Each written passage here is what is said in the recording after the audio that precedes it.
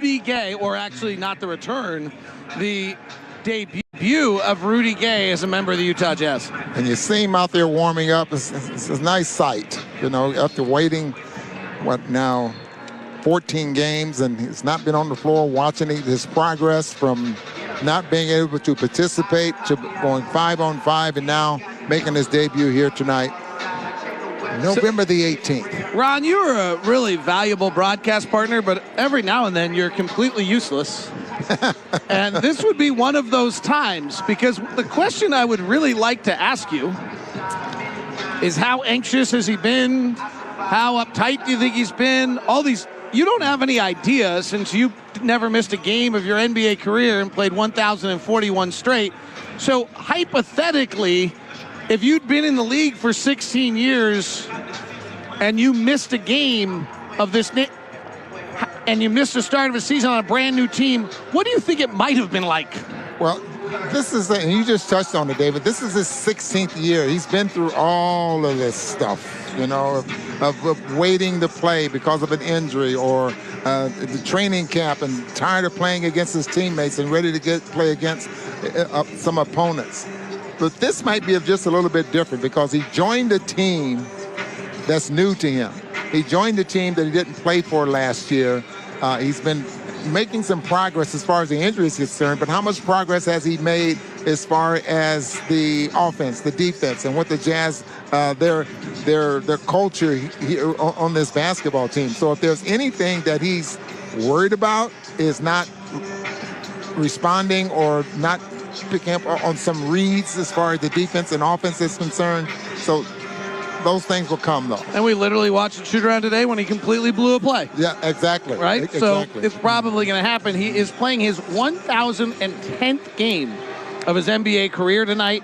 He has 778 starts, but he'll be coming off the bench.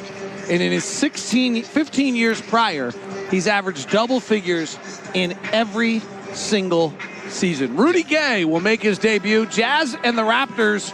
This is a really complicated matchup for the Utah Jazz, and we'll get into that, plus hear from our coaches coming up on the Jazz Radio Network. Down there, it's a nail biter, but up here, it's a break for fun food and Jazz fandom. Welcome to the Ford Fan Zone. High atop Vivint Smart Home Arena, the Ford Fan Zone features social corners to meet friends and associates at the game. The Ford Fan Zone team dishes up free Jazz tickets, movie passes, and Ford swag, and photos with Jazz favorites. And the all-you-can-eat buffet is stocked with hot dogs, drinks, and snacks. Food, fun, fans, and Ford, all part of the Ford Fan Zone. Get your game and buffet ticket package at UtahJazz.com. Sponsored by your local Ford stores. My friends at Mountainland Supply want to keep you warm on the job this winter. So for November and December, Mountainland Supply is giving you a $25 Maverick G card when you purchase $250 or more in winter gear from top brands like Milwaukee, ERB Radiance, and ML Kishigo. Plus, be entered to win a Utah Grizzly Sweet Night. Discover the difference it makes to shop where the professionals shop. See my friends at Mountainland Supply. Go to mountainlandsupply.com to find a location near you. You've caught up on a lot this past year. Found your center, binge-watched 8 seasons of your favorite show, finally wrapped up that honey-do list, and even reconnected with the outdoors. Now, it's time to catch up on your health. If it's been a while since you've had your annual checkup or you've been putting off care, let's catch up soon. With 11 neighborhood health centers offering primary, specialty, and urgent care, at University of Utah Health, we're here for you.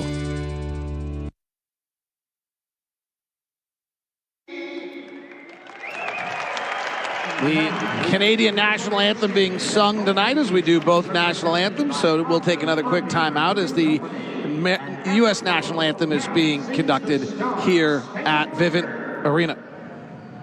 Smith's knows this year the holidays are doubly important, so make your celebrations doubly special with fresh, never frozen prime-grade beef and Simple Truth organic Brussels sprouts. Smith's, fresh for everyone. Double specialness, void where prohibited. Certain restrictions. Wait, stop illegal. We've got even more special holiday food. It's like delicious king crab legs, private selection gourmet potatoes, or cave-aged Murray's cheese, and fresh baked La Brea bread. Smith's, fresh for everyone. All right, legal. You're up. Double specialness, void where prohibited. Certain restrictions may apply. Shop at participating stores for more details. What is it that you want out of life?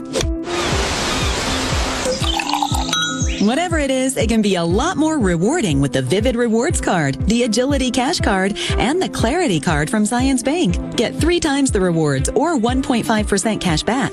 Or enjoy our lowest rate without any of the expected fees. Because whatever you choose to do, there's a card for you. Learn more at zionsbank.com/cards. Subject to credit approval. Terms, conditions, and restrictions. See a banker for details. A division of Zions Bank Corporation. NA member FDIC.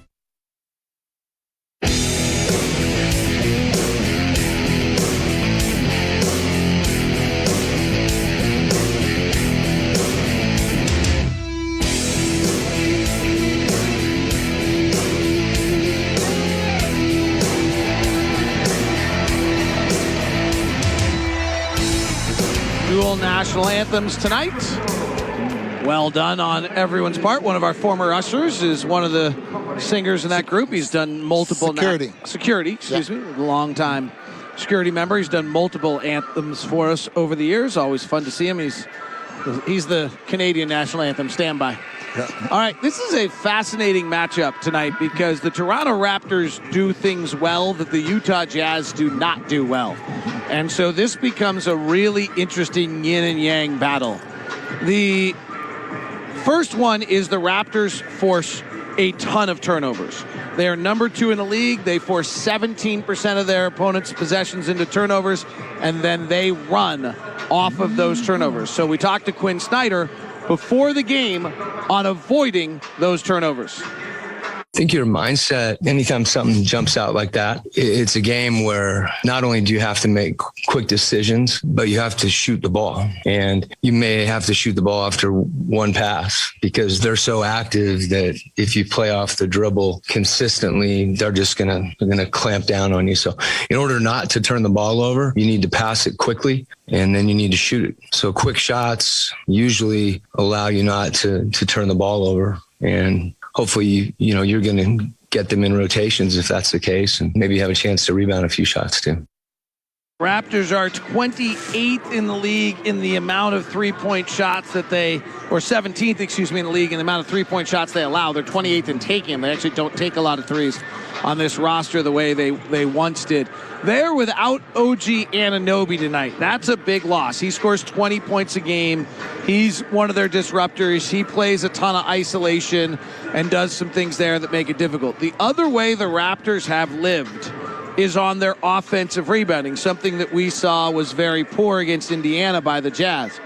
The Raptors, 32% of their misses they garner as a rebound. That's an incredible number. League averages in the 20s. Here's what Nick Nurse told us before the game about his evolution of thinking toward offensive rebounding. Well, I think the evolution of it is that there was always a lot of talk. When I was coming up as a younger coach about looking at the averages of like your shooting guard and your small forward, like how many offensive rebounds they actually averaged tonight, and then saying that it was like 0.8 or 0.6. There was no reason to even send them for that less than 1 rebound a game, so you might as well send them back to prevent any type of transition bucket. And that's my personal kind of history in coaching of talking basketball with people and things like that. But I think that it's just, evolving into a lot more people going, a lot more people valuing trying to get the ball back, that it's not like a foregone conclusion that you can't get it back. And then the ball's what's valuable for that possession, or get another one instead of having to go back down and try to get it back on the defensive end. So I think it's just slowly evolved. And now we try to ask them to do both. We try to ask them to go to the glass some and get back. So we've talked about 2 things about the Raptors. There's a few more. All of these areas where we're talking about the Raptors, they are on the extreme. So the league average in offensive rebounding is 25.7% of offensive rebounds. They get 32%. Like, those aren't close numbers. The league is 14.7% of possessions are turnovers. They force 17.5% of their opponent's possessions into turnovers. And the last one is handoffs. Ron Boone will get into this in the shoot-around report in a minute. Handoffs, instead of pick and roll, they have run in 12 games nearly 100 more handoffs than any other team in the entire league.